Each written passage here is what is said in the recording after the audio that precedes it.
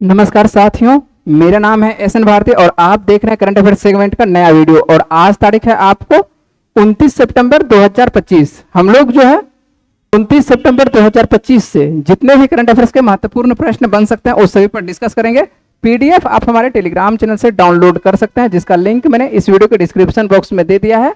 तो आप इस लिंक पर जाकर टेलीग्राम चैनल ज्वाइन कर सकते हैं। चलिए हम लोग बातचीत करेंगे आज भारत जो एशिया कप 2025 का विजेता बनता है, इस प्रश्न को भी लिए हैं। और यहाँ पर जो है एक आपको देखने को क्या मिल रहा है, एक खास चीज आपको देखने को मिल रहा है। क्या देखने को मिल रहा है? भारत जो है विजेता तो एशिया कप 2025 का बना ही है, लेकिन आप इस तस्वीर में देखने को मिल रहा है कि भारत बिना ट्रॉफी का है ना। किसी खिलाड़ी के हाथ में आपको ट्रॉफी देखने को नहीं मिल रहा है। तो भारत जो है ट्रॉफी लेने से क्यों इनकार कर दिया? बिना ट्रॉफी का सभी खिलाड़ियों का एक इमेज है। तो ये ऐसा क्यों हुआ है, क्या कारण है, इस पे बातचीत करेंगे। और इससे क्या क्या प्रश्न पूछा जा सकता है यहां से वो भी बातचीत करेंगे। करंट अफेयर्स के अंतर्गत क्या क्या प्रश्न पूछा जा सकता है वो आप लोगों को बताते चलेंगे। तो आइए आप लोग यदि जुड़ रहे हैं तो मेरे साथ साथ बनाते रहिएगा कि क्या क्या प्रश्न बन सकता है और क्या क्या प्रश्न पूछा जा सकता है। तो आप लोग साथ साथ बनाइएगा तो आपके लिए बेहतर रहेगा, ठीक है। चलिए, उम्मीद है कि सभी के पास आवाज आ रहा होगा। चलिए, किसी प्रकार का आप कमेंट्स करना चाहते हैं तो कमेंट्स कर सकते हैं, कुछ पूछना चाहते हैं तो आप पूछ सकते हैं प्रश्न, ठीक है। आइए हम लोग आ जाते हैं पहले प्रश्न पे बातचीत करते हैं। सीधे तौर पर प्रश्न से बातचीत कर लेते हैं, बातचीत कम करते हुए डायरेक्ट आते हैं प्रश्न से बातचीत करते हैं। और यहीं से हम लोगों का आज का पहला प्रश्न लिया हुआ है। और क्या है पहला प्रश्न? और पहला प्रश्न जो है आपके लिए है कि हाल ही में जो है एशिया कप 2025 का विजेता कौन सा देश बना है? तो कौन सा देश बना है? तो अपना ही देश बना है। रात्रि में आप लोग मैच देखे होंगे और जब मैच देखे होंगे तो उसमें देखे होंगे क्या कि भारत जो है पाकिस्तान को पराजित करके जो है विजेता बनता है। तो भारत जो है एशिया कप 2025 का विजेता बना है ना। तो एशिया कप जो T20 फॉर्मेट में खेला गया था इस वर्ष 2025 में, और इसका विजेता कौन सा देश बन रहा है? तो भारत बन रहा है। इस पे जो है हम लोग पूरी तरह से बातचीत करेंगे और यहां से क्या क्या प्रश्न पूछा जा सकता है उस पर भी एक महत्वपूर्ण तथ्य के अंतर्गत देख लेते हैं कि क्या क्या फैक्ट बन रहा है यहां से। तो सबसे पहले तो ये जो है इस बार जो है T20 फॉर्मेट में खेला गया था। किस फॉर्मेट में खेला गया था? तो ये आपको ध्यान रखना है, T20 फॉर्मेट में खेला जाता है। एशिया कप जो है आपको दोनों फॉर्मेट में खेला जाता है, T20 फॉर्मेट में भी और वनडे फॉर्मेट में भी खेला जाता है। लेकिन ऐसा नहीं कि दोनों एक साथ नहीं खेला जाता है, अल्टरनेट करके खेला जाता है, दो दो वर्षों में खेला जाता है। जैसे आपको देखने को मिल रहा है कि 2025 में खेला जा रहा है क्या, तो आपको T20 फॉर्मेट में खेला जा रहा है और अगला जो अब खेला जाएगा वो खेला जाएगा आपको वनडे फॉर्मेट में खेला जाएगा। तो ये आप ध्यान रखेंगे। और इस बार जो है T20 फॉर्मेट में खेला गया था और भारतीय क्रिकेट टीम जो है पाकिस्तान को पराजित करके फाइनल में क्या कर देता है, सीधे तौर पर जीतता है। तो एशिया कप 2025 के फाइनल में जो है आपको 5 विकेट से शिकस्त दी है ना। ये तो आप जान ही रहे हैं। आसानी से ये यहाँ पर क्या होता है, भारत जीत जाते हैं। आसानी से तो नहीं, थोड़ा सा मेहनत करना पड़ता है भारत को, ठीक है। तो यहाँ पर जो है फाइनल के दिन जो है आपको देखना पड़ता है कि भारत को थोड़ा सा मेहनत करके जीतना पड़ता है और एशिया कप की ट्रॉफी जो है सीधे भारत के पास आ जाती है। और इस बार जो है भारतीय क्रिकेट टीम के द्वारा जो है कुल कितनी बार एशिया ट्रॉफी जीती गई है? तो कुल मिलाकर जो है भारत के द्वारा 9 बार, है ना। 9वीं बार इस बार जो है यदि बात करता है तो 9वीं बार जो है भारत जो है एशिया ट्रॉफी जीत रही है। जिसमें से यदि बात करते हैं कि 7 बार जो है आपको क्या देखने को मिल रहा है, तो 7 बार जो है आपको वनडे फॉर्मेट में देखने को मिल रहा है, एक दिवसीय में देखने को मिल रहा है। जबकि 2 बार जो है आपको किस फॉर्मेट में देखने को मिल रहा है? T20 फॉर्मेट में देखने को मिल रहा है। और इस वर्ष जो है T20 फॉर्मेट में भी खेला गया था। 2025 वाला किस फॉर्मेट में? तो आपको T20 फॉर्मेट में। और भारतीय टीम जो है सबसे ज्यादा बार एशिया कप का खिताब जीतने वाली टीम है। तो 9 बार जीती है। सबसे ज्यादा बार जो है जीतने वाली टीम कौन सी है? तो भारत की ही टीम है, जो कि कुल मिला के 9 बार जीता गया है। यदि बात करें फाइनल में मैन ऑफ द मैच किसको दिया गया, यहां पर जो है आप लोग जो है पीडीएफ में थोड़ा सुधार कर लीजिएगा। तो यहां पर क्या है कि मैन ऑफ द मैच किनको दिया गया है, तो यहां पर वही लिख दिया गया है, थोड़ा सा टाइपिंग मिस्टेक है। तो यहां पर क्या नाम होगा? तिलक वर्मा। क्या होगा? तिलक वर्मा होगा, है ना। आप लोग देखेंगे कि तिलक वर्मा जो है बेहतरीन खेल का यहां पर प्रदर्शन दिखाते हैं और इसी वजह से जो है ये जो है आपको नवाज 69 रनों की पारी खेलते हैं। कितने रनों की पारी खेलते हैं? 69 रनों की पारी खेलते हैं। नवाज जाते हैं और उसके बाद ये जो है मैन ऑफ द मैच के हकदार बन जाते हैं। इसी वजह से जो है फाइनल का मैन ऑफ द मैच जो है किनको दिया गया है, तो ये तिलक वर्मा को दिया गया है। ये तो आप जान रहे हैं अच्छी तरह से। उसके बाद यदि बात करें कि प्लेयर ऑफ द टूर्नामेंट का अवार्ड किसको दिया गया है, प्लेयर ऑफ द टूर्नामेंट किसको दिया गया है, तो स्वाभाविक तौर पर जो है पूरे टूर्नामेंट में एक ही खिलाड़ी आपको, वैसे तो सभी खिलाड़ी छाए हैं, लेकिन एक खिलाड़ी जो सबसे सर्वाधिक छाए रहे वो थे अभिषेक शर्मा। कौन थे? अभिषेक शर्मा थे। और अभिषेक शर्मा जो है आपको देखने को मिला क्या कि tournament player of the tournament भी इसी को दिया गया है। कुल मिला के ये जो देखने को मिलते हैं कितने टूर्नामेंट में रन बनाते हैं, सर्वाधिक रन बनाने वाले ये खिलाड़ी हैं, 314 रन बनाते हैं। तो सर्वाधिक रन बनाने वाले ये बल्लेबाज है कौन है, आपको अभिषेक शर्मा है। और ये इन्होंने जो है कितना रन बनाए थे, तो ये 314 रन बनाए थे। यदि बात करें कि सर्वाधिक विकेट लेने वाले बल्लेबाज, सर्वाधिक विकेट लेने वाले गेंदबाज ना, तो सर्वाधिक विकेट लेने वाले कौन होंगे, गेंदबाज, जिसका नाम क्या है, कुलदीप यादव। क्या नाम है, कुलदीप यादव। इनके द्वारा जो है 17 विकेट लिया गया है और इसी वजह से जो है इनको टूर्नामेंट का एमवीपी प्राइज दिया गया। तो टूर्नामेंट का एमवीपी प्राइज जो है किनको दिया गया है, कुलदीप यादव के नाम रहा है। तो आप लोगों से पूछा जा सकता है कि एमवीपी प्राइज किससे दिया गया है, तो कुलदीप यादव को दिया गया, जिनके द्वारा कुल मिला के टूर्नामेंट में 17 विकेट लिया गया। जबकि यदि बात करें कि प्लेयर ऑफ द टूर्नामेंट, तो ये आपको तो आसानी से याद रहेगा किनका, अभिषेक शर्मा का। और फाइनल में मैन ऑफ द मैच किनको दिया गया है, ये तिलक वर्मा का। तिलक वर्मा का जो है खेल देखते हैं तो बेहतर प्रदर्शन, यहाँ पर जो है बेहतरीन प्रदर्शन दिखाते हैं।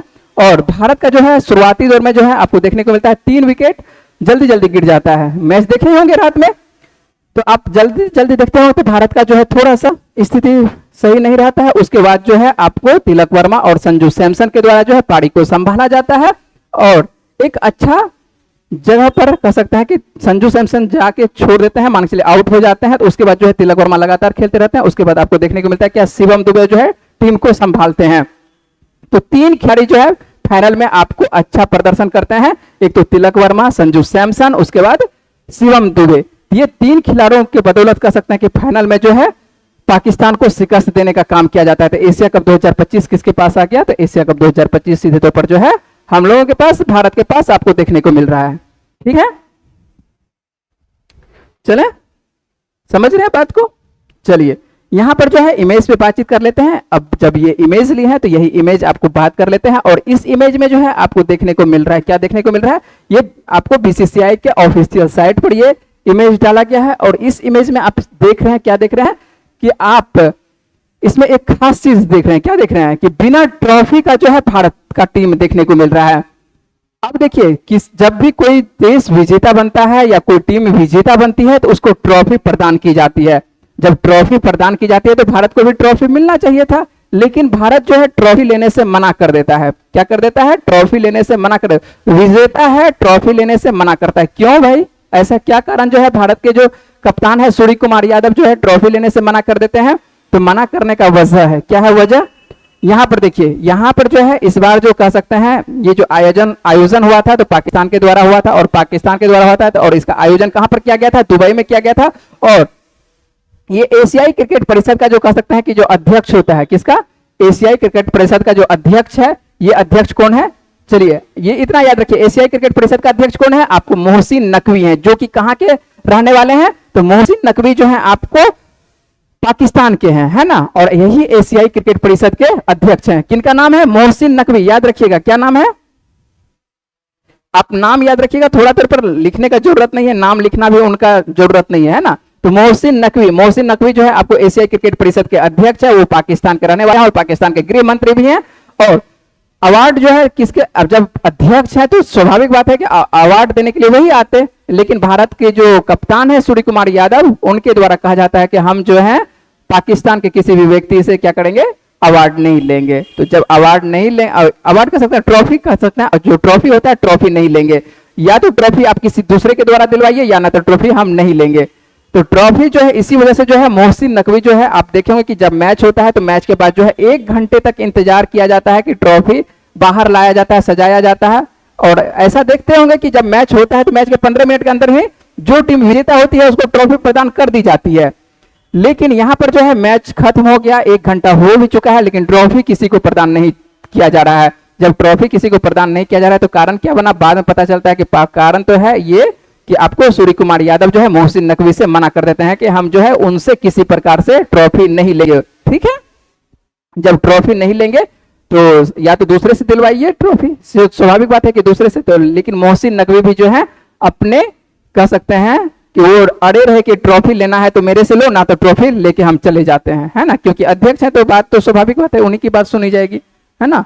तो यहाँ पर जो है भारत को जो है ट्रॉफी प्रदान नहीं की जाती है और इसी वजह से जो है भारत जो है बिना ट्रॉफी का ही सभी खिलाड़ी क्या करते हैं, तस्वीर लेते हैं। आप और कहीं पर भी जो इमेज आप देखते होंगे, जो ट्रॉफी में साथ में जो दिखाया गया होगा, वो ट्रॉफी आपको कह सकते हैं कि इमेज के साथ बनाया हुआ इमेज है, ओरिजिनल इमेज नहीं है। ये जो आपके पास दे हैं ये आपको ओरिजिनल इमेज है और यही जो है बीसीसीआई के ऑफिशियल साइट पर डाला गया है। आप इसके बारे में विस्तार से पढ़ भी सकते हैं, यदि आप अपने से पढ़ना चाहते हैं तो आप इसके बारे में नेट पर पढ़ सकते हैं कि भारत को जो है ट्रॉफी क्यों नहीं प्रदान किया गया और भारत के जो कप्तान है ट्रॉफी लेने से क्यों मना कर दिया, यही सब कारण है। तो आपको इतना कारण का जरूरत नहीं है। क्या मान के चलिए कि राजनीति है, राजनीति से आप लोगों को कोई मतलब नहीं है। आप लोग अब देखिए ट्रॉफी लिया या नहीं लिया उससे कोई मतलब नहीं। आप लोगों से पूछा क्या जाएगा कि ट्रॉफी जो है किसके द्वारा जीता गया, है ना, तो किसके द्वारा जीता गया, तो भारत के द्वारा जीता गया। उपविजेता कौन सा टीम रही, तो उपविजेता पाकिस्तान रही। टूर्नामेंट के मान के चलिए प्लेयर ऑफ द टूर्नामेंट किनको दिया गया, तो अभिषेक शर्मा को, है ना। एमवीपी का पुरस्कार किसको दिया गया, तो ये आपको दिया गया किसको, आपको कुलदीप यादव को, जो कि 17 विकेट लेते हैं। उसके बाद फाइनल का आपको जो कह सकते हैं कि टूर्नामेंट ये फाइनल में सर्वाधिक अच्छा कह सकते हैं कि सर्वाधिक प्रदर्शन कह सकते हैं कि जो बेस्ट प्रदर्शन कह सकते हैं आपको किनका रहा, मैन ऑफ द मैच जिसके दिया जाता है ये रहा तिलक वर्मा का। तिलक वर्मा का नाम यहाँ पर आपको सुधार करवा दिए थे कि तिलक वर्मा का नाम आप पीडीएफ में लिख लीजिएगा, ठीक ना। चलिए, तो ये प्रश्न था और यहीं से आपको देखने को मिल रहा है एक और प्रश्न देखने को, यहां से तो नहीं देखने को मिल रहा है लेकिन इस संदर्भ से कह सकते हैं कि खेल के संदर्भ से ही आपको एक प्रश्न देखने को मिल रहा है। ये प्रश्न है आपको बीसीसीआई से, और बीसीसीआई से क्या प्रश्न है तो ये हम लोग बात कर लेते हैं कि बीसीसीआई जो आपको देखने को मिल रहा है, तो बीसीसीआई के पूछा जा रहा है कि बीसीसीआई का जो अध्यक्ष बनाया गया है ना, हाल ही में क्या किया गया है, बीसीसीआई का नया अध्यक्ष बनाया गया है। तो बीसीसीआई का जो नया अध्यक्ष है किनको बनाया गया है, तो बीसीसीआई का जो नया अध्यक्ष है किनको बना दिया गया है, आप लोग बताइए किनको बनाया गया है बीसीसीआई का नया अध्यक्ष। तो बीसीसीआई का जो नया अध्यक्ष बनाया है मिथुन मनहास को बनाया है। यदि आप साथ साथ बनाते चल रहे हैं तो अच्छी बात है, यदि साथ साथ नहीं बना रहे हैं तो आप बाद में यदि देखिएगा तो आपको जानकारी होनी चाहिए। और ये सब प्रश्न आपको सीधे तौर पर अध्यक्ष पूछा जाता है और बीसीसीआई तो आपको महत्वपूर्ण ही है ना।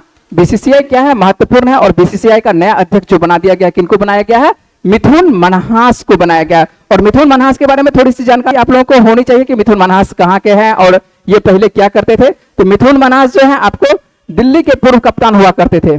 दिल्ली का जो टीम है तो दिल्ली के जो पूर्व कप्तान हुआ करते थे ये कौन हुआ करते थे, आपको मिथुन मनहास हुआ करते थे। यदि आप लोग आईपीएल देखते होंगे तो आईपीएल में आपको एक टीम देखने को मिलती है, कौन सा, दिल्ली कैपिटल्स।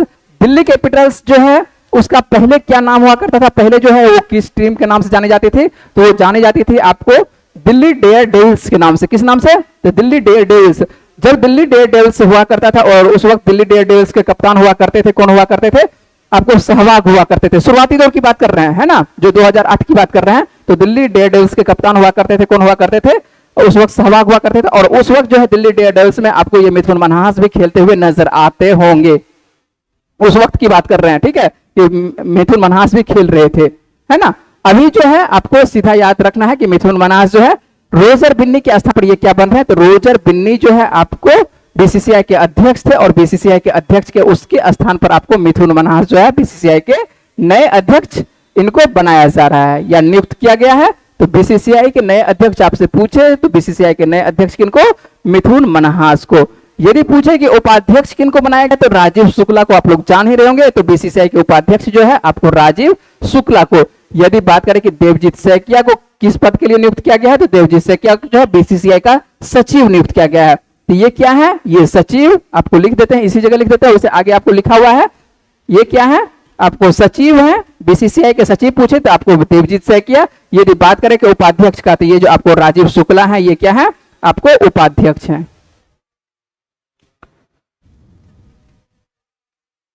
ठीक है, समझ रहे हैं बात को ना। उपाध्यक्ष आपको राजीव शुक्ला, जबकि देवजीत सैकिया जो है आपको क्या है, तो देवजीत सैकिया आपको सीधे तौर पर सचिव है। और ये दोनों याद नहीं रहता है तो कोई बात नहीं, राजीव शुक्ला के बारे में याद नहीं रखते हैं, उपाध्यक्ष जरूरत नहीं है आपको याद रखने का, सचिव का भी जरूरत नहीं है। लेकिन पेपर जब भी आप पढ़िएगा तो ये आप 3 नाम जो है आपको बार बार आएगा। जब भी बीसीसीआई के बारे में आएगा तो बीसीसीआई के बारे में जब भी आएगा तो ये 3 नाम आपको सर्वाधिक आएगा। मिथुन मनहास नाम तो आएगा ही, है ना। तो ये आप मिथुन मन्हास को आपको जानकारी होनी चाहिए कि मिथुन मन्हास, ये जो आप तस्वीर देख रहे हैं यही है मिथुन मन्हास, जो कि दिल्ली के पूर्व कप्तान थे। इनको जो है बना दिया गया है क्या, बीसीसीआई का नया अध्यक्ष बना दिया गया है। तो बीसीसीआई का आपको नया अध्यक्ष जो बनाया गया, किनको बनाया गया है, आपको सीधे तौर पर याद रखिएगा, मिथुन मन्हास को बनाया गया। याद रहेगा, मिथुन मन्हास को क्या, बीसीसीआई का नया अध्यक्ष। समझ रहे हैं बात को ना। तो ये सब प्रश्न आप लिखेंगे, जब तक लिखेंगे नहीं तब तक आपको याद नहीं होगा। चलिए अगले प्रश्न पर बात कर लेते हैं। और यहां से जो है आपको आज जो है 2-3 अध्यक्ष दिए हुए हैं, तो ये ध्यान रखिएगा, जो अध्यक्ष रहता है, अध्यक्ष आप एक जगह लिखते चल जाइएगा, आपको सभी अध्यक्ष आपको किसी न किसी परीक्षा में आपको पूछा जाएगा। आप लोग लग रहा है कि दशहरा की छुट्टी में पूरी तरह से व्यस्त हैं, है ना। ये आप लोग लग रहा है कि करंट अफेयर्स देख नहीं रहे हैं, या पढ़ाई लगता है घर गए हैं तो पूरी तरह से छोड़ दिए हैं। तो थोड़ा थोड़ा देखते रहिएगा। यदि ये सब प्रश्न नहीं देखिएगा तो आपको जो है, वैसे ऐसा नहीं है कि किताब में नहीं दिया जाएगा, किताब में मिलेगा, लेकिन आपको आने वाले 1 महीने के बाद किसी भी किताब में आपको देखने को मिलेगा। साथ साथ यदि आप करते चल जाते हैं तो आपको क्या होगा कि आपको आसान हो जाएगा, पढ़ना थोड़ा सा आसान हो जाएगा। और जब भी किसी भी किताब को पढ़िएगा तो आपको लगेगा कि ये सब तो पढ़ा हुआ है, आसान है ना। आइए देख लेते हैं हम लोग। इसीलिए छुट्टी में भी है तो 10 से 15 मिनट घर पर रहते हैं तो पढ़ने में क्या जाता है, आप सोए सोए भी पढ़ सकते हैं। ऐसा नहीं है कि आपको ये नहीं पढ़ सकते हैं, सोए सोए पढ़ सकते हैं। जो इंपॉर्टेंट लगेगा वो बाद में आप अपने कॉपी में क्या कर लीजिएगा, उसको लिख लीजिएगा। पीडीएफ आपको प्रोवाइड की जाती है तो पीडीएफ से भी आप उसको क्या कर सकते हैं, नोट कर सकते हैं, है ना। चले हम लोग अगले प्रश्न पर बात कर लेते हैं कि अगला प्रश्न आपके लिए क्या है। यहां पर जो है भारतीय क्या है कि भारतीय विज्ञापन मानक परिषद, तो भारतीय विज्ञापन मानक परिषद का जो है अध्यक्ष पूछा जा रहा है। फिर से देखिए अध्यक्ष है, अभी जस्ट आपको बीसीसीआई का अध्यक्ष बात कर रहे थे, मिथुन मन्हास के बारे में बात किए, और यहां पर जो है किसका अध्यक्ष है, तो यहां पर जो है विज्ञापन, जो एडवर्टाइजिंग किया जाता है, तो एडवर्टाइजिंग जो किया जाता है तो उसी का पूछा जा रहा है कि आपको एएससीआई का जो नया अध्यक्ष बनाया गया है, किनको बनाया गया है, तो इसका सही आंसर क्या होगा, सुधांशु वत्स को बनाया गया है ना, सुधांशु वत्स। ध्यान रखिएगा कि इनका जो नया अध्यक्ष बनाया गया, किनको, सुधांशु वत्स को बनाया गया है। चलिए यदि आप वीडियो देख रहे हैं तो थोड़ा तो लाइक तो कर दीजिए, लाइक करने में आपका कुछ जाता नहीं है ना, तो लाइक तो कर दिया कीजिए। आप लोग वीडियो पर आते हैं और वीडियो से आते हैं फिर देखते हैं कि अरे कौन पढ़ा रहे हैं, चलो जरूरत का नहीं है, पीछे हट जाते हैं। चलिए कोई बात नहीं है, लेकिन आपको अभी जरूरत नहीं है, लेकिन कभी ना कभी तो जरूरत आपको बाबू पड़ने वाला है करंट अफेयर्स का। बिना करंट अफेयर्स का आपको हो ही नहीं सकता, किसी भी परीक्षा में आपको काम नहीं चलने वाला है। तो करंट अफेयर्स आपको महत्वपूर्ण योगदान देता है, तो आप ध्यान रखेंगे। यदि आप पढ़ रहे हैं करंट अफेयर्स तो आपके लिए आसान रहेगा परीक्षा में। चलिए बातचीत करते हैं अगले प्रश्न पर। तो यहां पर आंसर बन चुका होगा, यहां पर आंसर जो है भारतीय विज्ञापन मानक परिषद का अध्यक्ष किनको, तो सुधांशु वत्स को। और सुधांशु वत्स सीधे से तौर पर ये जो आप तस्वीर देख रहे हैं यही है सुधांशु वत्स। कौन है ये, जो है आपको सुधांशु वत्स है, और इनको जो है बना दिया गया है आपको advertising standards council of India का नया अध्यक्ष बना दिया गया है। तो नया अध्यक्ष आपको याद रखेंगे, और वर्तमान में जो है ये पीडीलाइट इंडस्ट्रीज लिमिटेड मैनेजिंग के ये डायरेक्टर है सुधांशु वत्स। ठीक है, तो सुधांशु वत्स को आपको याद रखना है कि जो एडवर्टाइजिंग किया जाता है, किसी भी जगह पर आप देखते होंगे, टीवी पर देखते होंगे या कहीं पर भी देखते होंगे, सोशल मीडिया पर एडवर्टाइजिंग जो किया जाता है, एक तरह से जो है यहां से जो है अध्यक्ष के तौर पर कह सकते हैं कि वो सही है अध्यक्ष, समाज पर वो एडवर्टाइज सही से जा रहा है या नहीं जा रहा है। यदि समाज पर उसका बुरा असर होगा तो उस एडवर्टाइजमेंट पर उसको रोक दिया जाता है। तो ये सब पर मान के चलिए एक तरह से निगरानी करने का काम कौन किसके द्वारा किया जाता है, advertising standards council of India के द्वारा किया जाता है। और इसी का अध्यक्ष बनाए गए हैं किसको, सुधांशु वत्स को बना दिया गया है। तो ये आप लोग ध्यान रखेंगे। चलिए यहां से एक और आपको है बीएसआई से संदर्भित प्रश्न है। तो बीएसआई से संदर्भित क्या प्रश्न है कि इसका निदेशक बनाया गया है, तो भारतीय वनस्पति सर्वेक्षण बीएसआई के 13वें निदेशक के रूप में जो है कह सकते हैं कि किनका नेतृत्व क्या कर रहे हैं, 13वें निदेशक के रूप में किनको नियुक्त कर दिया गया है। तो 13वें निदेशक के रूप में जो नियुक्त किया गया है किनको, डॉक्टर कनाद दास को नियुक्त किया गया। किनको नियुक्त किया गया है, डॉक्टर कनाद दास को नियुक्त किया गया। यहां पर क्या है, हम तो आपको आसान प्रश्न कर दिए, लेकिन यहां पर है कि 13वें निदेशक के रूप में जो है नेतृत्व करने वाले पहले कवक विज्ञानी है। तो ये जो है विज्ञान के क्षेत्र से है, और किस विज्ञान से, तो ये आप कवक के विज्ञान से। तो आप लोग पढ़े होंगे कवक के बारे में, तो कवक के विज्ञान है कौन है, आपको डॉक्टर कनाद दास है, और इन्हीं को जो है बीएसआई का क्या बनाया जा रहा है, निदेशक, 13वें निदेशक के पद पर इनको नियुक्त किया जा रहा है।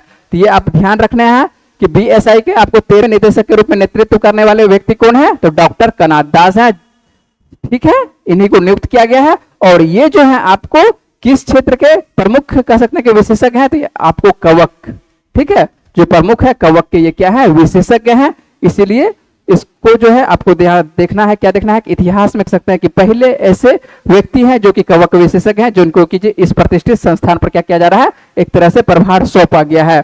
तो किनको प्रभार किनको सौंपा गया है, तो ये आपको याद रखना है, डॉक्टर कनाथ दास को। किनको, डॉक्टर कनाथ दास को।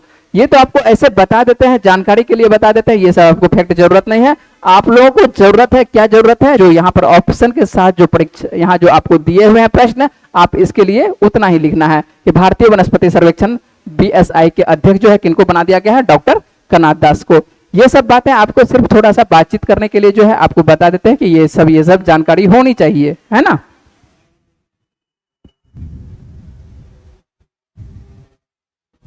चलिए देख लेते हैं, हम लोग आगे देख लेते हैं कि क्या क्या है। यदि आप वीडियो को देख रहे हैं तो थोड़ा सा लाइक तो कर दो बाबू, है ना। यदि लाइक करते हैं तो अच्छी बात है। चैनल को यदि आप अपने दोस्तों के साथ, जो आप जिस चैनल पर देख रहे हैं उसको क्या कर देना है, थोड़ा सा शेयर कर देना है। इधर उधर जहां पर भी यदि आप किसी ग्रुप में हैं, ऐड हैं, तो आप अपने ग्रुप में शेयर कर दीजिए थोड़ा सा चैनल को।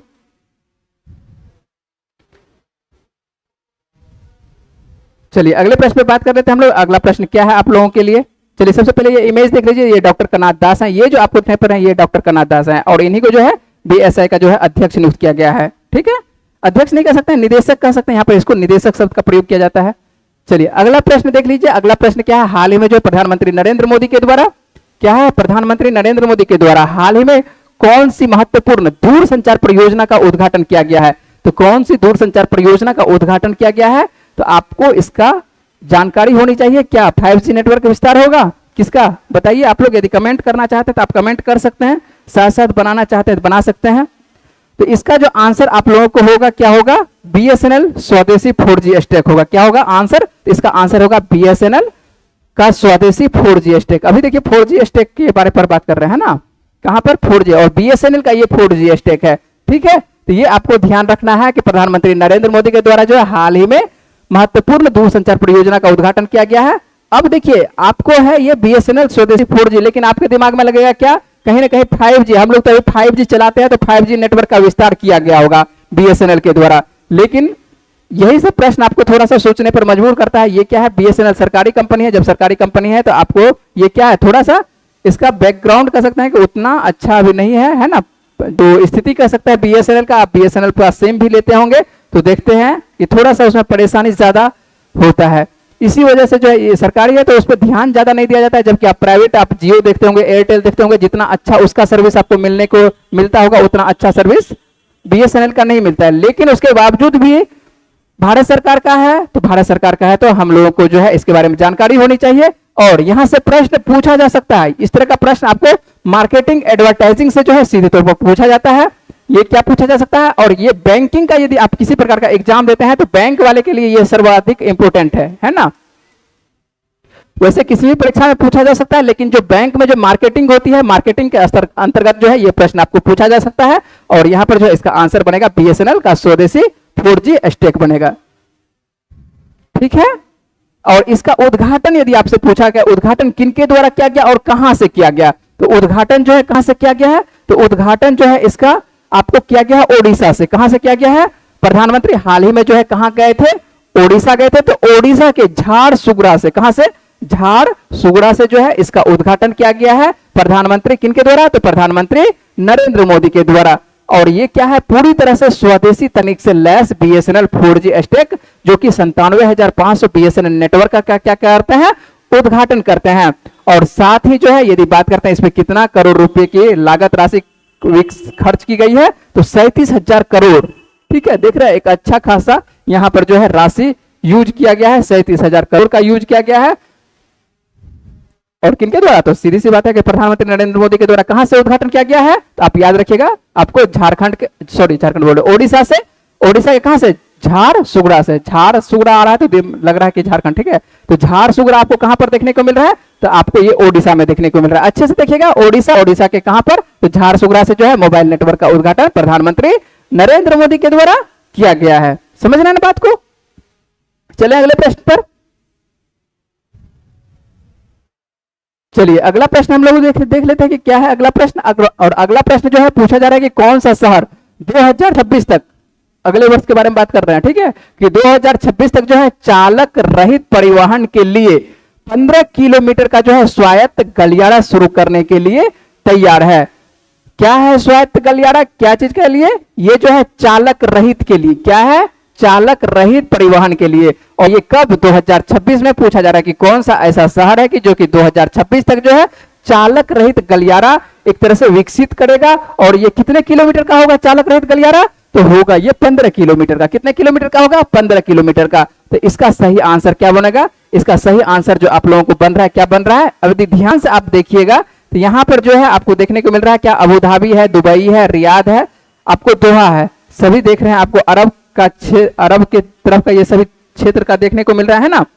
तो अरब के तरफ का ये सभी जो देखने को मिल रहा है, और यहां से जो है आपको संयुक्त अरब अमीरात से देखने को मिल रहा है दो शहर, अबू धाबी और दुबई।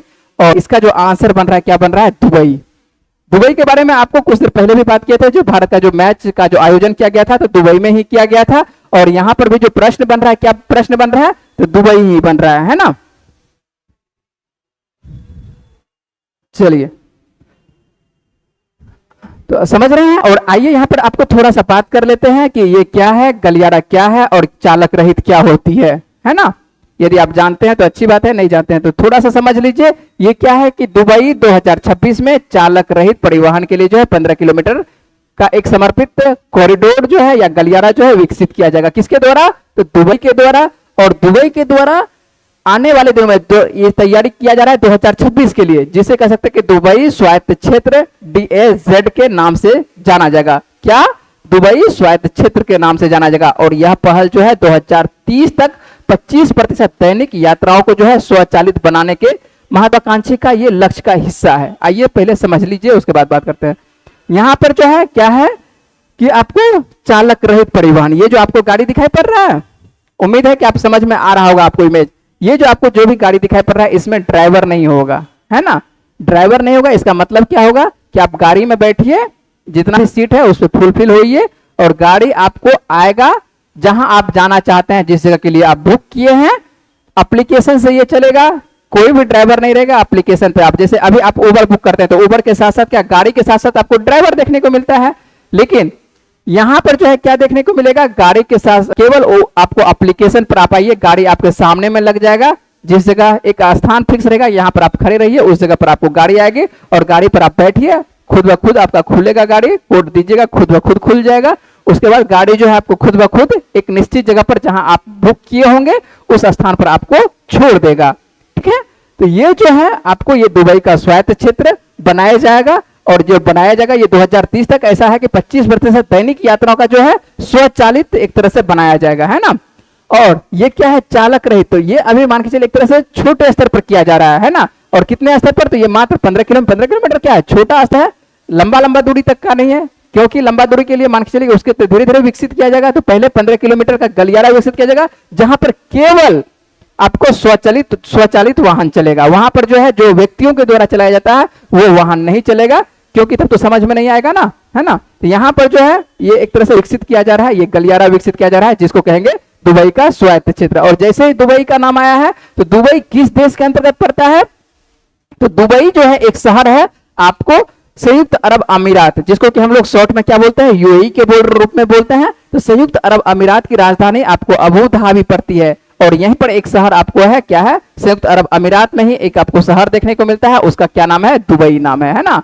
तो यहां पर जो है दुबई क्या है, शहर है। जैसे हम लोग इंडिया में देखते हैं, इंडिया में क्या देखते हैं कि हम लोगों को राजधानी दिखाई पड़ता है, नई दिल्ली दिखाई पड़ता है, लेकिन प्रमुख शहर के तौर पर देखते हैं तो प्रमुख शहर आपको क्या है, मुंबई है ना, कोलकाता है, बेंगलुरु है, अन्य बहुत शहर है। इसी तरह से जो है आपको UAE का जो है अन्य शहर में जो है आपको दुबई है ना। और यहां पर इसकी राजधानी की यदि बात करें तो यहां पर अबू धाबी है। और यदि बात करें कि अबू धाबी में यहां पर UAE में कौन सा मुद्रा चलता है, तो दिरहम मुद्रा चलता है। राष्ट्रपति कौन है, शेख मोहम्मद बिन जायद अल नहयान है। प्रधानमंत्री की यदि बात करें तो मोहम्मद बिन राशिद अल मखतूम है। तो ये सब जो है राजा के परिवार से ही आते हैं, और राजा के परिवार के ही राष्ट्रपति किसी को बना दिया जाता है, किसी को प्रधानमंत्री बनाया जाता है। लेकिन यहाँ पर जो है UAE की यदि बात करें तो यहाँ पर जो एक तरह से क्या है, नाम का तो कह सकते हैं कि लोकतंत्र है, नाम का लोकतंत्र रहता है, लेकिन यहाँ पर जो है राजा का शासन चलता है। ठीक है, रहता सभी चीज है, प्रधानमंत्री भी रहता है, राष्ट्रपति भी रहता है, लेकिन सभी किसके अंडर में रहता है? सभी राजा के अंडर में ही रहता है। आइए अगला प्रश्न बात कर लेते हैं, और अगला प्रश्न जो है आपके लिए महत्वपूर्ण है। आने वाले दिनों में ये भी देखिए, आपको अगले अगले वर्ष का दे रहे हैं, इस वर्ष का बात तो छोड़ दीजिए, 2026 का, ठीक है। और आने वाले 2026 में जो है फीफा विश्व कप होगा। क्या होगा? फीफा विश्व कप होगा। और पूछा जा रहा है कि सबसे पहले तो आपको लिख दिया गया है कि फीफा विश्व कप जो है कि मेजबानी जो है किनके द्वारा यहाँ पर पूछा जा रहा है। चलिए मेजबानी ही पूछा जा रहा है कि आपको फीफा विश्व कप 2026 की जो मेजबानी है किसके द्वारा किया जाएगा, जिनका जो है प्रतिनिधित्व शुभंकर, क्लच, मैपल और जायू को जो है एक तरह से लॉन्च कर दिया गया है। तो यहां पर जो है इस बार जो है 3 इसका रखा गया है। 2026 का जो फीफा विश्व कप होने वाला है, तो आपको कहां पर होने वाला है ये पहले पूछा जा रहा है। और इसका 3 शुभंकर कौन कौन सा? क्लच, मैपल और जायू। ये भी आपको जानकारी होगी, आगे चलकर बताएंगे कि क्लच जो है किसका है, मैपल जो है किसका है, जायू जो है किसका आपको शुभंकर है। तो शुभंकर सीधे तौर पर पूछा जाता है। और फीफा विश्व कप जो है महत्वपूर्ण है। फीफा जो है फीफा विश्व कप महत्वपूर्ण होता है। और ये जो है सीनियर वर्ग वाला के बारे में बात कर रहे हैं। तो ये कहां पर होने वाला है? तो सबसे पहले ये 2026 वाला याद रखिए। तो ये संयुक्त राज्य अमेरिका में होगा, कनाडा में होगा और मैक्सिको में होगा। ये तीनों देशों में जो है संयुक्त रूप से होगा। तो ऑप्शन जो है इसका क्या बन रहा है? तो संयुक्त राज्य अमेरिका, कनाडा और मैक्सिको। क्या बन रहा है? संयुक्त राज्य अमेरिका, कनाडा और मैक्सिको। ये तीनों देशों में आपको देखने को मिलेगा। क्या देखने को मिलेगा? इसका प्रतिनिधित्व करते हुए देखने को मिलेगा। और प्रतिनिधित्व जो है इसका क्या कौन करेगा? तो शुभंकर करेगा। सबसे पहले स्पीड है, स्पीड आपको, चलिए कोई बात नहीं, तो थोड़ा रुक जाते हैं, धीरे धीरे चलते हैं, है ना। तो ये आप ध्यान रखिएगा शुभंकर। और शुभंकर सबसे पहले हम लोग देख लेते हैं, आंसर बन चुका है ना। किन देशों में, सबसे पहले ये जानकारी होनी चाहिए कि किन देशों में फीफा विश्व कप 2026 होगा। तो 3 देश अच्छे से याद रखना है। संयुक्त राज्य अमेरिका, उसके बगल में पड़ोसी देश देखने को मिलेगा, ऊपर में देखने को मिलेगा संयुक्त राज्य अमेरिका, बीच में याद रखिए, ऊपर में देखने को मिलेगा कनाडा और नीचे में देखने को मिलेगा मैक्सिको। तो तीनों देश एक साथ है एक जगह, है ना। सबसे पहले कनाडा, कनाडा यदि मैप आपको याद होगा तो जो आपको उत्तरी अमेरिका महाद्वीप है उसमें आप देखने को मिलेगा क्या, संयुक्त राज्य अमेरिका बीच में देखने को मिलता है, कनाडा आपको ऊपर में। उसके बाद क्या कहते हैं, जैसे कि यहां पर ले लेते हैं, देख लेते हैं, आपको बता देते हैं। मान लेते हैं कि ये क्या है, आपको ये कनाडा का मैप है, ठीक है। और कनाडा के साथ साथ यदि बात करते हैं, ये जो आपको देखने को मिल रहा है, ये क्या देखने को मिल रहा है, ये आपको यूएसए देखने को मिल रहा है। और उसके बाद यूएसए के नीचे में जो आपको देखने को मिलेगा, ये क्या देखने को मिलेगा, ये आपको जो देखने को मिलेगा, ये मैक्सिको देखने को मिलेगा, है ना। तो ये तीनों देश जो है एक साथ आपको एटलस में देखने को मिलेगा। और यही तीनों देशों में क्या होने वाला है, आपको फीफा विश्व कप का आयोजन होने वाला है। और शुभंकर क्या है, 3 है, क्लच है, आपको मैपल है, आपको जायू है। आइए हम लोग बातचीत कर लेते हैं, इस पे भी बातचीत कर लेते हैं, ठीक है। सबसे पहले तो आंसर आपका बन चुका होगा। जब आंसर बन गया है तो हम लोग बात कर लेते हैं इसके शुभंकर पर भी बात करेंगे। तो यहाँ 2026 आपको बता चुके हैं, 2026 विश्व कप संयुक्त की मेजबानी जो है किनके द्वारा, तो आपको फिर से बात कर रहे हैं, अमेरिका, कनाडा और किसके द्वारा, मैक्सिको के द्वारा किया जाएगा। और इन देशों के प्रतीक के रूप में जो है आधिकारिक शुभंकर जो है क्या है, क्लच। अब देखिए यहाँ पर पूरा लिखा हुआ है, क्लच द बाल्ड ईगल। क्या है, clutch the bald eagle, maple the मोस, उसके बाद जायू द जगुआर। क्या है, आपको शॉर्ट में ही याद रखिए, क्लच याद रखिए, मैपल याद रखिए और जायू याद रखिए। जरूरी नहीं है कि आपको पूरा का पूरा याद रखना है। क्लच याद रखिएगा तो इससे आपको बन जाएगा क्लच द बाल्ड ईगल, उसके बाद मैपल द मोस, उसके बाद जायू द जगुआर, ठीक है। और प्रत्येक शुभंकर जो है अपने अपने देश की संस्कृति, मूल्यों और प्राकृतिक विरासत की प्रतीक को क्या करता है, ये एकता और विविधता पर ये जोर देता है ना। सभी अपने अपने शुभंकर को जो लॉन्च किया गया, सब अपना अपना संस्कृति को एक तरह से प्रदर्शित करने का यहाँ पर काम करता है। और ये एक तरह से कह सकते हैं पहला ऐसा होगा कि जो कि बहुदेशीय मेजबानी के रूप में होगा। और कुल मिला के यहाँ पर 48 टीमें और 104 मैच खेला जाएगा। आइए आप लोगों को जो दिखा देते हैं, क्या दिखा देते हैं, इसका जो शुभंकर लॉन्च है, देख रहे हैं। शुभंकर जो लॉन्च किया जाता है आपको सांस्कृतिक प्रतीक के तौर पर लॉन्च किया जाता है। और सभी खेल का एक एक शुभंकर होता है। तो शुभंकर जो है आप लोगों को सीधे तौर पर परीक्षा में पूछा जाता है।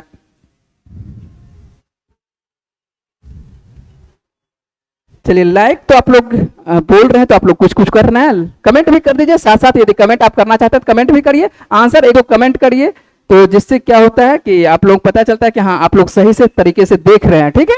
आइए ये जो आपको देखने को मिल रहा है, ये क्या देखने को मिल रहा है, ये आपको शुभंकर देखने को मिल रहा है। और शुभंकर जो है आपको यहाँ पर 3 शुभंकर है। कौन कौन सा शुभंकर नाम लिए, सबसे पहले क्लच, क्लच के साथ क्या, मैपल, मैपल के साथ जायू। अब देखिए इसमें कौन क्लच है, कौन मैपल है और कौन को किस देश का है ना। तो किस देश का कौन सा है, तो ये आपको पास जानकारी होनी चाहिए। आइए आपको बता देते हैं, नीचे में आपको नाम लिखा हुआ है, नीचे आपका नाम जो है थोड़ा सा इसके नीचे चला जा रहा है, तो आइए देख लेते हैं। अब देखिए आपके पास क्या लिखा हुआ है, यहां पर जो है मैपल लिखा हुआ है। क्या लिखा हुआ है? मैपल, है ना? दिखाई पड़ रहा है? देख लेते हैं आप लोगों को दिखाई पड़ रहा है कि नहीं दिखाई पड़ रहा है मोबाइल में। तो मोबाइल में आपको दिखाई पड़ रहा है, अच्छे से दिखाई पड़ रहा है। और मैपल जो है ये किस देश का है? तो मैपल जो है आपको कनाडा का है। कहां का? मैपल जो है आपको कनाडा का। ठीक है। यदि बात करें कि जायू, तो जायू कहां का है? तो जायू जो है आपको मैक्सिको का। कहां का है जायू? ये मैक्सिको का। ठीक है। और यदि बात करें ये जो क्लच द बाल्ट ईगल है, यह कहां का? तो ये आपको संयुक्त राज्य अमेरिका का। ठीक है। तो ये याद रखिएगा, संयुक्त राज्य अमेरिका का। तो तीन आपको क्या है आपके पास? शुभंकर है। और तीनों शुभंकर जो है किसका शुभंकर है? ये जो तीनों शुभंकर है ये फीफा का है। किसका है? ये फीफा विश्व कप जो आपको होने वाला है। कब होने वाला है? ये जो फीफा होने वाला है 2026 वाला। ठीक है। तो 2026 फीफा विश्व कप जो होने वाला है ये आपको होने वाला है। ठीक है। यहां पर याद रहेगा, एक बार फिर से आप देख लीजिए। मैपल जो है, मैपल यहां पर लिखा हुआ है, मैपल अच्छे से देखिएगा तो मैपल लिखा हुआ है। मैपल किसके लिए? कनाडा के लिए, है ना? मैपल किसके लिए? कनाडा के लिए। जायू जो है, जायू किसके लिए? आपको मैक्सिको के लिए। उसके बाद संयुक्त राज्य अमेरिका का क्या है? बाल्ड द ईगल, है ना? जो क्लच द बाल्ट ईगल है ये संयुक्त राज्य अमेरिका का है। ये जो आप देखने को मिल रहा है, ये देखिए ईगल के तरह थोड़ा सा लिया गया है। तो ये किसको प्रदर्शित करता है? ये खेल के साथ साथ जो है वहां के सांस्कृतिक प्रदर्शित करता है ना? यहाँ पर आपको लिखा हुआ है, क्या लिखा हुआ है? ये जो आपको लिखा हुआ है, अब देखिए यहाँ पर आपको लिखे हैं, क्या लिखे हैं? संयुक्त राज्य अमेरिका लिखा हुआ है यहाँ पे। चलिए पेन चेंज कर लेते हैं। ये जो आपको देखने को मिल रहा है संयुक्त राज्य अमेरिका देखने को मिल रहा है। और संयुक्त राज्य अमेरिका का क्या है? तो ये आप ध्यान से देखिएगा तो ये क्या है? क्लच द बाल्ट ईगल है। ठीक है। उसके बाद यहाँ पर दूसरा नाम लिखा हुआ है कनाडा। और कनाडा, जब कनाडा वहां पर दूसरा है, उसी के साथ ही साथ यहाँ क्या है? मैपल द मूस है, जो आपको चूहा देखने को मिल रहा है। उसके बाद जो आप देखने को मिल रहा है, ये क्या देखने को मिल रहा है? मैक्सिको देखने को मिल रहा है। तो मैक्सिको आप देखिए, मैक्सिको यहाँ पे लिखा हुआ है। तो और मैक्सिको का क्या है? जायू द जगुआर है। ठीक है। तो ये आप देखने को मिल रहा है। अच्छे से आपको याद रखना है, सांस्कृतिक मूल्यों को प्राकृतिक विरासत का ये प्रतीक एकता और विविधता पर ये क्या करती है? जोर देती है। ठीक है। चलिए, तो इतना आपको बता चुके हैं। और जब बता चुके हैं फीफा के बारे में, तो फीफा विश्व कप 2026 आपको याद रहना चाहिए। किस देशों में होगा? अब तो आसानी से सब लोगों के प्रश्न बन जाएगा। क्या? संयुक्त राज्य अमेरिका, कनाडा और मैक्सिको। और तीनों के बारे में आपको तीनों का क्या बता चुके हैं? तीनों का आपको जो ये बता चुके हैं कि इस तीनों का शुभांकर क्या है। ठीक है। तो शुभांकर आपको याद रखना है। किस देशों में ये खेल का आयोजन होगा वो भी आपको याद रखना है। याद रहेगा? उम्मीद है कि आप याद रखिएगा।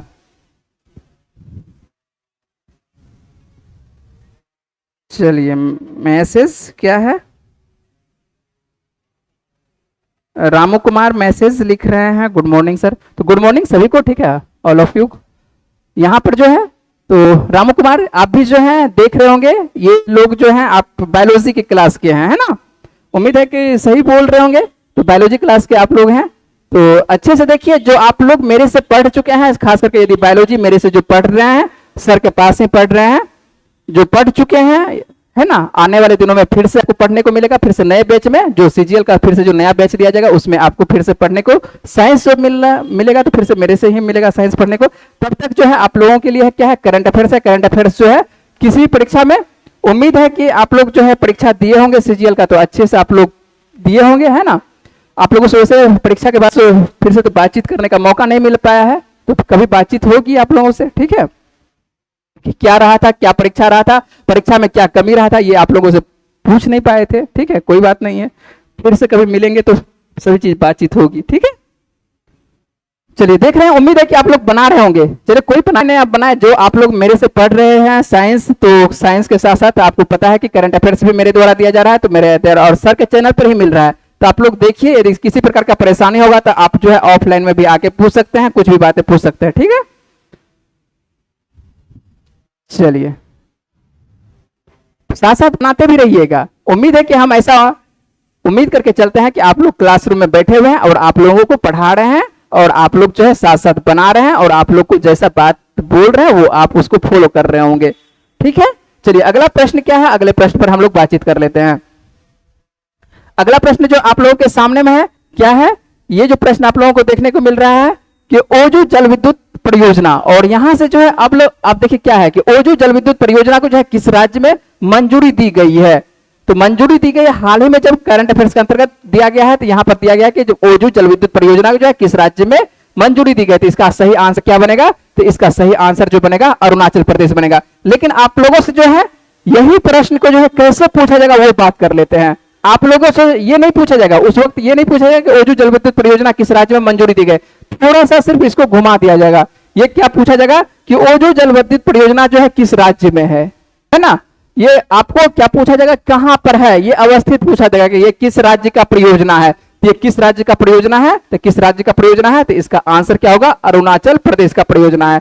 किस राज्य का परियोजना है? ये अरुणाचल प्रदेश का परियोजना है। यदि इसी क्वेश्चन को थोड़ा सा यदि घुमाएगा और घुमाने का इसको मन होगा तो ये हो सकता है पूछा जा सकता है। थोड़ा सा यदि कठिन करने का मन होगा तो आपको ओजू जल विद्युत परियोजना के साथ साथ आपको याद रखना पड़ेगा कि ये किस नदी से निर्मित है ना। तो अरुणाचल प्रदेश के कहां पर? ये सुवर्णसिरी नदी पर ये प्रस्तावित है। कहां पर, किस नदी पर? तो ये आपको याद रखना है, सुवर्णसिरी नदी पर ये क्या है? प्रस्तावित है।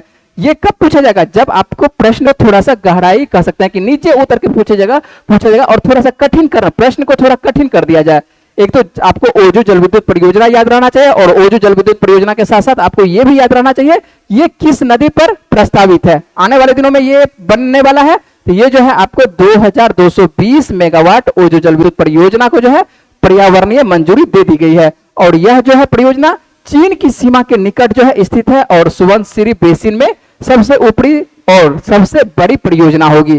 तो ध्यान रखेंगे, ये कह सकते हैं कि आपको सुवर्णसिरी जो है सबसे ये बड़ी परियोजना होगी। और सुवर्णसिरी, जब सुवर्णसिरी इंपोर्टेंट है तो सुवर्णसिरी आप लोगों को ये भी तो पूछा जा सकता है कि सुवर्णसिरी जो नदी है आपको कहां पर है, क्या है। ये आपको अब देखिए कहां से प्रश्न घुमा देगा। तो ये आपको जो प्रश्न घुमाएगा ज्योग्राफी के अंतर्गत घुमाएगा। तो ये जो भी प्रश्न है आपको ज्योग्राफी के अंतर्गत पूछा जा सकता है, किसी भी परीक्षा में पूछा जा सकता है। और नाम आया है अरुणाचल प्रदेश का। तो अरुणाचल प्रदेश की राजधानी क्या है?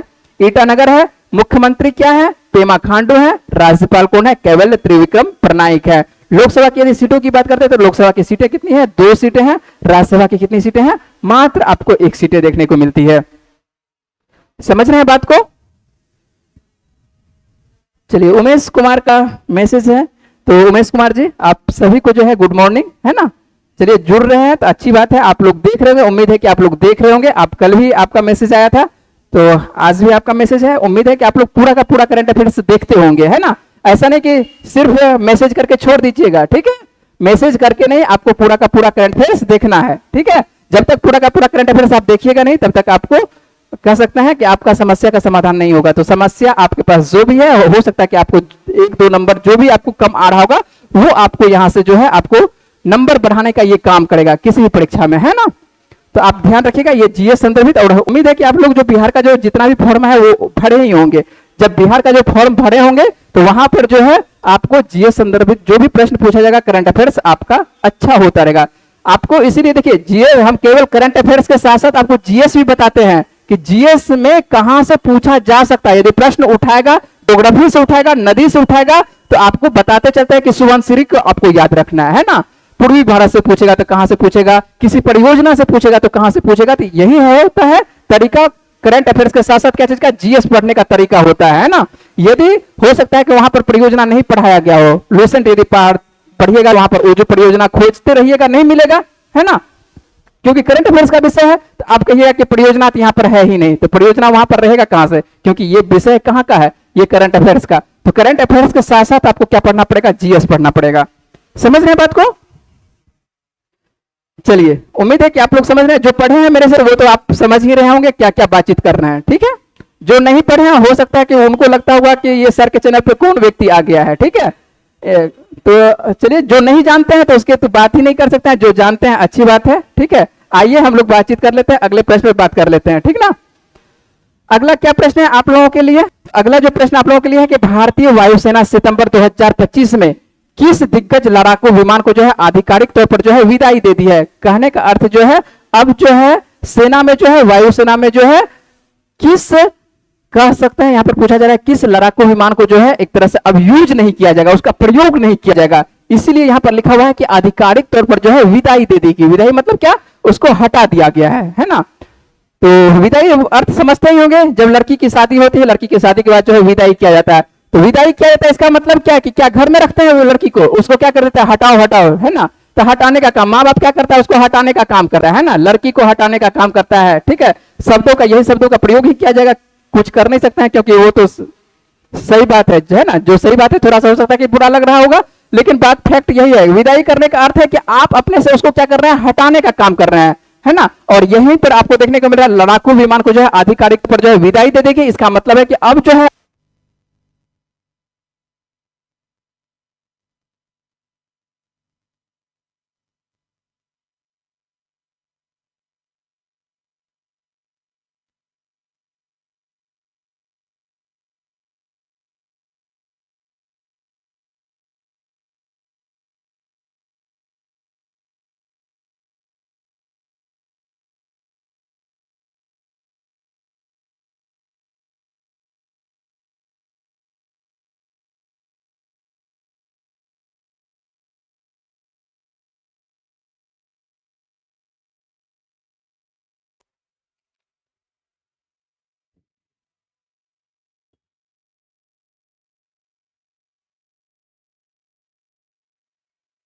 नाइन का सी। चलिए उमेश कुमार का आंसर है 9 का सी, ठीक है। तो 9 का सी बिल्कुल सही आंसर दे रहे हैं आप, है ना। तो उमेश कुमार का जो आंसर आ रहा है बिल्कुल सही आ रहा है उमेश जी, ठीक है। तो आप जो है चलिए यहाँ पर बातचीत कर रहे थे, क्या बात कर रहे थे, थोड़ा सा बैटरी जो है समझना बीच बीच में, तो ये समाप्त तो होने का इसका तो काम है, तो समाप्त तो हो ही जाएगा। चलिए अब आवाज आपके पास आ रही होगी। तो इसका जो आपको आंसर आ रहा है, क्या आंसर आ रहा है, बिल्कुल सही आपका आंसर है कि आपका जो इसका आंसर बनेगा, क्या आंसर बनेगा, MiG-21 को क्या क्या गया है, आधिकारिक तौर पर जो है इसको अब एक तरह से भारतीय वायुसेना से क्या कर दिया गया है, हटा दिया गया है ना, विदाई दे दिया गया है। तो समझ चुके होंगे विदाई का अर्थ भी समझ चुके होंगे कि विदाई क्या चीज होती है ना। विदाई होती है, सीधी सी बात है, उसको जो है अपने से अपने आप से क्या करना है, उसको हटाना है। तो भारतीय वायुसेना के द्वारा जो है 62 साल पुराने फाइटर जेट MiG-21 को क्या कर दिया गया है, एक शानदार कह सकते हैं कि विदाई दे दी गई है। और MiG-21 को कब खरीदा गया था, तो MiG-21 को जो है भारत में आपको 1963 में खरीदा गया था।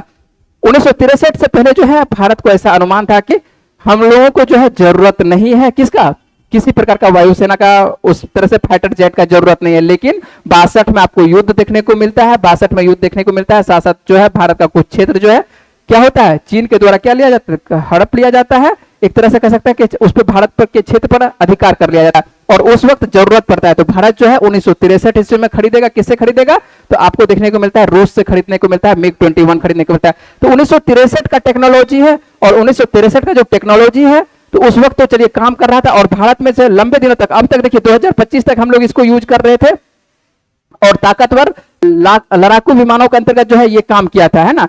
लेकिन अब जो है यहाँ पर इसको हटाने का काम क्यों कर रहे हैं, ये बात जानकारी होनी चाहिए कि इतना जब आपके साथ ये काम किया है, तो ये जब इसके साथ अच्छा काम किया आपके लिए, तो इसको फिर हटा क्यों रहे हैं। तो हटाने का काम इसलिए कर रहे हैं क्योंकि ये जो है सरकारी आंकड़ों के अनुसार से यदि बात करते हैं तो 6 दशकों में जो है ये 500 से ज्यादा MiG-21 क्या हुआ है, एक तरह से दुर्घटना का शिकार हुआ है, क्रैश हो चुका है ना।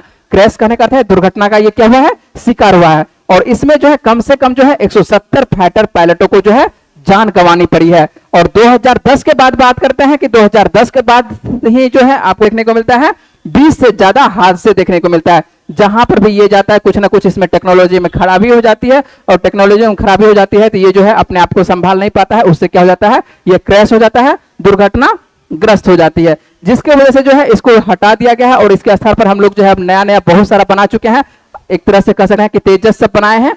जो पहले तो हम लोग दूसरे से खरीदते थे, अब जो है हम लोग खुद भारत जो है अपने दम पे जो है इसका कह सकते हैं कि इस तरह का लड़ाकू, छोटे छोटे लड़ाकू विमान जो है बना लेता है भारत, ठीक ना।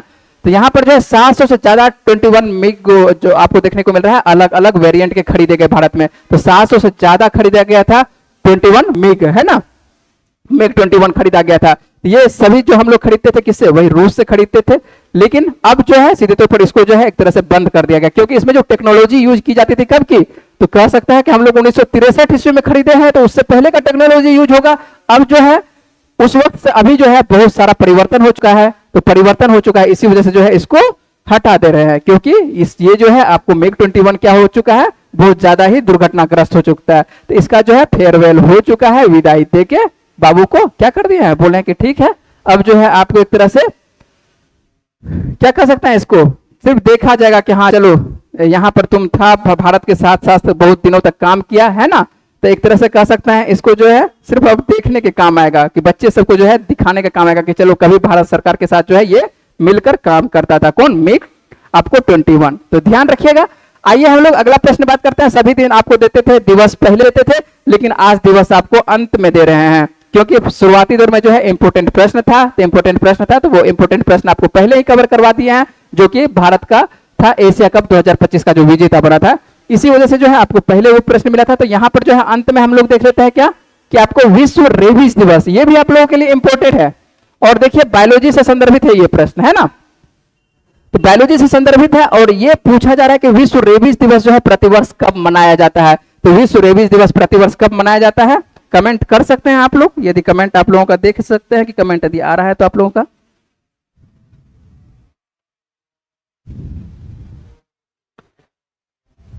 चलिए कमेंट कर रहे हैं आप लोग। चलिए आइए बातचीत कर लेते हैं यहाँ पर। तो रेबीज दिवस जो है आप अपने आप में भी कमेंट कर सकते हैं, यदि आप चैनल पे हैं तो यहाँ पर भी कमेंट कर सकते हैं। तो कितने तारीख को ये मनाया जाता है रेबीज दिवस? तो ये आपको मनाया जाता है 28 क्या चीज 28 अगस्त, 28 अक्टूबर, 28 सितंबर, 28 जुलाई। देखिए सभी 28 है ना, तो 28 सभी है। तो इस तरह का जब परीक्षा में पूछा जाता है तो उस वक्त दिक्कत देता है। अभी तो आपको लगेगा कि चलो आज 29 सितंबर है तो 28 सितंबर को मनाया गया होगा, आसानी से आप इसमें टिक लगा सकते हैं, आसानी से यहाँ पर आंसर दे सकते हैं, 28 सितंबर दे सकते हैं। लेकिन यही प्रश्न जो है आपको परीक्षा में परेशान करेगा। परेशान इसलिए करेगा क्योंकि यहाँ पर देखिए क्या है, 28 अगस्त है, 28 अक्टूबर है, 28 सितंबर है, 28 जुलाई है। इस तरह का प्रश्न जब परीक्षा में पूछा जाता है तो वहां पर जो है कंफ्यूजन ज्यादा होता है उस वक्त, क्योंकि आपके पास जो है सभी तरह का प्रश्न रहता है। आपको फिजिक्स है, केमिस्ट्री है, ज्योग्राफी है, हिस्ट्री है, सभी आपको एक ही जगह एक प्रश्न के बाद दूसरा प्रश्न देखने को मिलता है, दूसरा प्रश्न के बाद तीसरा प्रश्न देखने को मिलता है। तो दिमाग का जो है एक तरह से कह सकते हैं एक्सरसाइज हो जाता है उस जगह, है ना। तो इस तरह से जो है आपको ध्यान रखना है कि विश्व रेबीज दिवस जो है प्रतिवर्ष कितने तारीख को मनाया जाता है? 28 सितंबर को मनाया जाता है, याद रहेगा। और रेबीज जो है ये किस प्रकार का बीमारी है, या और मानव को कह सकते हैं कि ये जो संक्रमित करता है तो क्या एक तरह से उसका प्रभावित होता है, मानव का कौन सा अंग प्रभावित होने देखने को मिलता है। तो ये थोड़ा सा यहाँ पर बातचीत कर लेते हैं। और 28 सितंबर को ही क्यों मनाया जाता है ये भी जानकारी होनी चाहिए कि 28 सितंबर को ही विश्व रेबीज दिवस क्यों मनाया जाता है। और रेबीज जो है खतरनाक बीमारी है ना। तो रेबीज जो है खतरनाक बीमारी है। क्यों खतरनाक बीमारी है और ये किससे संक्रमित होता है, कैसे हो जाता है किसी भी व्यक्तियों को, तो आइए इसके बारे में ऐसे भी जानकारी होनी चाहिए। प्रश्न तो मान के चलिए कि बात की बात है, लेकिन ये जागरूकता के अंतर्गत भी जानकारी होनी चाहिए और सभी को बताना भी चाहिए। यदि आप अपने आसपास में है तो किसी भी व्यक्ति को ये आप बता सकते हैं कि इस प्रकार से रेबीज हो सकता है। किस प्रकार से, आइए बात कर लेते हैं। तो रेबीज क्या है? एक वायरल संक्रमण है जो मुख्य रूप से किसी संक्रमित जानवर, खास करके कुत्ते के काटने और खरोच से फैलता है। यहां पर हम केवल आपको कुत्ते लिखे हैं, लेकिन कुत्ता, बिल्ली, ठीक है, उसके बाद गधा, आलतू फालतू जो भी है, ठीक है, जो जानवर है मान के चलिए कि जो दांतों से काटने का काम करते हैं, है ना। तो किसी भी संक्रमित जानवर से, खास करके यदि बात करें तो कुत्ते का, अपने समाज में क्या देखते हैं कि कुत्ता जो है, खास करके आवारा कुत्ता जो है काटता ज्यादा है, इसीलिए जो है इसका सर्वाधिक प्रयोग कुत्तों पर ही किया जाता है। लेकिन बिल्ली के काटने से भी हो सकता है, या किसी भी कह सकते हैं गाय के काटने से भी हो सकता है। यदि गाय मान के चलिए किसी को क्या कर दिया जाए, एक तरह से मुख उसका लग जाए, क्या कह सकते हैं, व्यक्ति के अंग पर प्रयोग कर लिया जाए, तो किसी भी जानवर से हो सकता है। ध्यान रखना है, जो जानवर क्या कहता है दांतों से काट दिया जाए या खरोच कर दिया जाए, उससे यदि उसके नाखून से खरोच हो जाएगा तो इससे बीमारी हो सकती है। कौन सी बीमारी हो सकती है? रेबीज की बीमारी हो सकती है ना। लेकिन यहां पर आपको समझाने के लिए बताया है, केवल एक जानवर लिखे हैं, कुत्ता लिखे हैं, ठीक है। जो आवारा कुत्ता होता है तो ये जो आपको देखने को मिलता है कि खरोच से ये फैलता है। और एक बार जब यह वायरल जो कह सकते हैं कि वायरस जो है मानव के शरीर में प्रवेश कर जाता है तो केंद्रीय तंत्रिका तंत्र को ये क्या करता है? प्रभावित करता है। अब देखिए यहां पर लिख दिया है, ये शरीर के किस भाग को प्रभावित करता है? तो तंत्रिका तंत्र को ही प्रभावित कर देता है ना। और तंत्रिका तंत्र के बारे में आप लोग पढ़े होंगे कि तंत्रिका तंत्र जो है शरीर का सबसे इंपॉर्टेंट भाग है, ठीक है। तंत्रिका तंत्र काम नहीं करेगा तो समझ रहे हैं, शरीर ही एक तरह से डैमेज हो गया, जिससे मस्तिष्क में क्या हो जाती है? सूजन हो जाती है। मस्तिष्क में क्या आ जाता है? मस्तिष्क में जो है देखने को मिलता है, क्या देखने को मिलता है? सूजन देखने को मिलता है। और यदि किसी को किसी प्रकार से जानवर किसी प्रकार से खरोच देता है, खास करके यदि आवारा कुत्तों के बारे में बात करते हैं कि उसका नाखून लग जाए या किसी प्रकार से वो काट लेता है, तो तुरंत मिलना चाहिए किसे? आपको परामर्श लेना है, डॉक्टर से परामर्श लेना है कि डॉक्टर क्या बोल रहा है, किस प्रकार का वो दवाई दे रहा है, किस प्रकार का सुई दे रहा है, वो आपको डॉक्टर बताने का काम करेगा। तो लक्षण जो भी दिखाई पड़ता है ये क्या होती है? घातक होती है ना। ये हमेशा घातक होती है, इसलिए जो है समय पर पता लगने पर क्या होना चाहिए, उपचार करना बेहद जरूरी होती है। तो इसके बारे में सामाजिक भी जानकारी होनी चाहिए और इसी वजह से जो है समाज को जो है जागरूक करने के लिए प्रतिवर्ष जो है 28 सितंबर को क्या मनाया जाता है, रेबीज दिवस मनाया जाता है। तो विश्व रेबीज दिवस जो है प्रतिवर्ष रेबीज की रोकथाम के बारे में जागरूक बढ़ने और समुदाय को जो है समय पर कार्रवाई करने के महत्व के बारे में कह सकते हैं कि शिक्षित करने के लिए यह मनाया जाता है। तो समाज में जो है जानकारी का अभाव रहता है। यदि आप ग्रामीण क्षेत्र से आते होंगे तो ग्रामीण क्षेत्र में देखते होंगे कि बहुत सारे ऐसे व्यक्ति होते हैं कि जिनको लगता है कि इससे कुछ नहीं होने वाला है, आवारा कुत्तों से यदि उसको काट लेता है तो चलो कोई बात नहीं है, काट लिया तो कोई दिक्कत नहीं। लेकिन यदि वो समय पर इलाज नहीं करवाएगा तो वो किस बीमारी का शिकार हो सकता है, तो रेबीज का शिकार हो सकता है। और रेबीज जो है किसको प्रभावित करता है, तंत्रिका तंत्र को ही प्रभावित कर देता है और इस तरह से जो है उसको कह सकता है कि डर का भी बीमारी हो जाता है। अब वो जो है पानी से डरने लगेगा, है ना, फोबिया भी हो जाती है, तो वो पानी से डरने लगेगा और यहाँ पर जो है वो एक तरह से जैसे जैसे रेबीज होता है तो एक तरह से तंत्रिका तंत्र प्रभावित होती है तो वो कुत्ते के जैसा व्यवहार करने लगता है। ठीक है, ये एक तरह से घातक बीमारी होती है और कुछ दिनों के बाद जो है मृत्यु हो जाती है। तो डॉक्टर से तुरंत यहाँ पर परामर्श लेने की आवश्यकता होती है और इसी वजह से जो है समुदाय को कह सकता है कि यहाँ पर क्या किया जाता है, शिक्षित किया जाता है, बताया जाता है कि यदि किसी प्रकार से इस प्रकार का किसको जानवर काट लिया है, खरोच लगा दिया है, तुरंत मिलिए, किससे, डॉक्टर से मिलिए। और इसी वजह से जो है मनाया जाता है 28 सितंबर को क्या आपको रेबीज दिवस मनाया जाता है। विश्व रेबीज दिवस के लिए जो है 28 सितंबर का डेट ही क्यों चुना गया है, तो 28 सितंबर का डेट इसलिए चुना गया है क्योंकि इसके लिए जो है एक टीके की खोज की जाती है। तो रेबीज का जो टीका बनाया जाता है किसके द्वारा, तो आपको लुई पास्चर के द्वारा। तो विश्व रेबीज दिवस जो है कह सकते हैं कि जो चुनी गई तिथि है 28 सितंबर इसलिए क्योंकि महत्वपूर्ण लुई पास्चर की ये क्या है, पुण्य तिथि है। तो लुई पास्चर का जो पुण्यतिथि की यदि बात करते हैं तो ये 28 सितंबर 1895 का लुई पास्चर का है और इसी वजह से जो है ये डेट को ये चुना गया है ना। तो रेबीज के लिए जो है टीका अब मार्केट में अवेलेबल है और अवेलेबल है, तो ये एक तरह से कह सकते हैं कि जैसे ही किसी को काटता है तो रेबीज का क्या लगाया जाता है, टीका लगाया जाता है। और ये जो है समुदाय में क्या करना है, इसके बारे में जागरूक करना है, किसी को भी इसके बारे में जानकारी दे सकते हैं। क्या मैसेज आ रहा है, देख लेते हैं। हाइड्रोफोबिया डिजीज होती है, हाँ बिल्कुल सही है वैसे हाइड्रोफोबिया। हम केवल फोबिया आपको बोले तो फोबिया क्या होती है, डर होते है ना। हाइड्रोफोबिया उसको बोलते हैं जो कि एक तरह से जल, तो हाइड्रो क्या क्या हो गया, जल से प्रभावित हो गया, बिल्कुल ठीक है। तो हाइड्रोफोबिया जो है जल से, किसी प्रकार के जल से आपको उसमें क्या हो जाती है, डर होने जाती है, बिल्कुल सही है ना। तो यहां पर जो है आप ये समझ रहे होंगे ये प्रश्न आपके लिए क्या है कि ये आपको बायोलॉजी से संदर्भित प्रश्न था और आपको करंट अफेयर से भी संदर्भित प्रश्न था। और ये जो आप छोटे छोटे देख रहे हैं अपने आसपास में देखे होंगे, सभी जगह ये देखने को मिल जाता है ना। और इसका आतंक है दिल्ली में, तो इसका और आतंक है ना, दिल्ली में तो इसका खास करके आतंक है। देखे होंगे कि बीच में जो सुप्रीम कोर्ट जो है परेशान भी हो जाता है, बोलता है कि सभी को क्या करना है, इसको हटाना है, उस पर जो एक अलग प्रश्न बनता है। लेकिन यहाँ पर जो है आप देखना है कि सामाजिक तौर पर जो है ये आपको अपने आसपास में घूमते हुए दिखाई पड़ जाएगा, ठीक है। लेकिन इससे यदि किसी प्रकार का खरोच लग जाए, यदि किसी प्रकार से ये काट लेता है, तो इससे क्या करना है, डॉक्टर से तुरंत मिलने की आवश्यकता है। चलिए बिल्कुल सही है। तो यहां पर जो है हम लोग देख लेते हैं, क्या देख लेते हैं, पिछले वीडियो का क्या प्रश्न था। तो पिछले वीडियो का जो प्रश्न था उसका सही आंसर क्या है, आइए बातचीत कर लेते हैं। तो पिछले वीडियो में आप लोगों से एक प्रश्न पूछे थे, है ना। तो पिछले वीडियो में आप लोगों से जो प्रश्न पूछे थे उसका सही आंसर क्या है, आइए बात कर लेते हैं।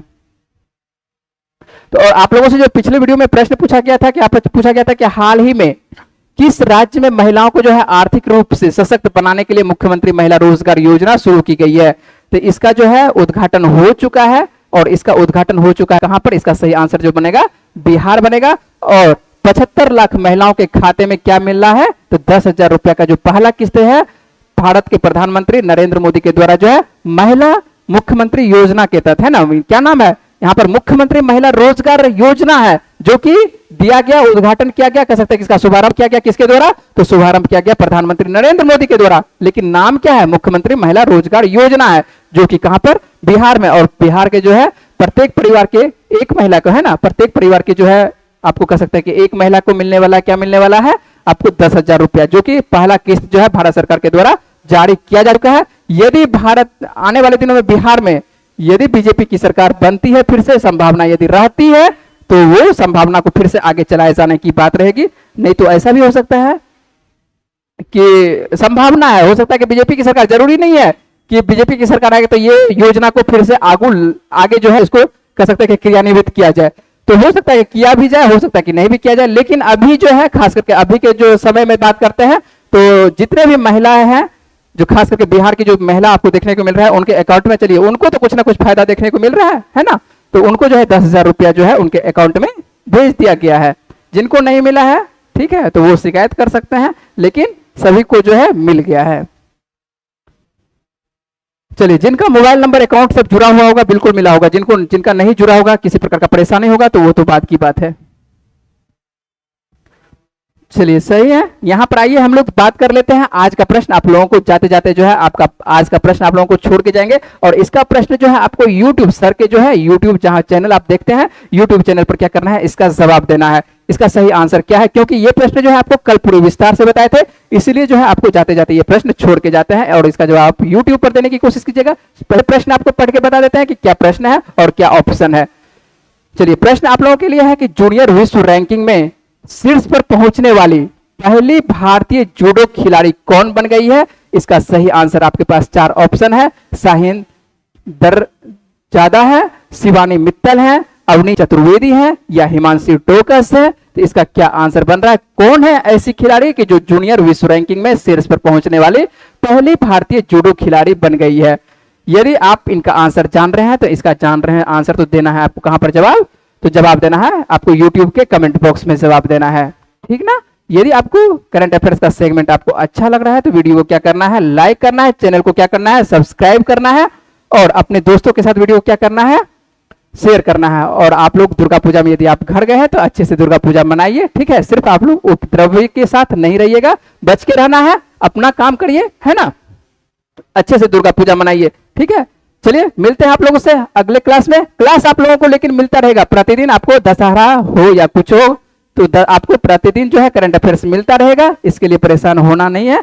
आपका जो है इंस्टीट्यूट कह सकते हैं कि यहाँ पर जो है करंट अफेयर्स वाला जो है सेगमेंट जो है प्रतिदिन आपको चलता रहेगा, है ना। चलिए मिलते हैं आप लोगों से अगले वीडियो में, तब तक के लिए अपना ख्याल रखिए, पढ़ते रहिए, वीडियो में बने रहने के लिए बहुत बहुत धन्यवाद।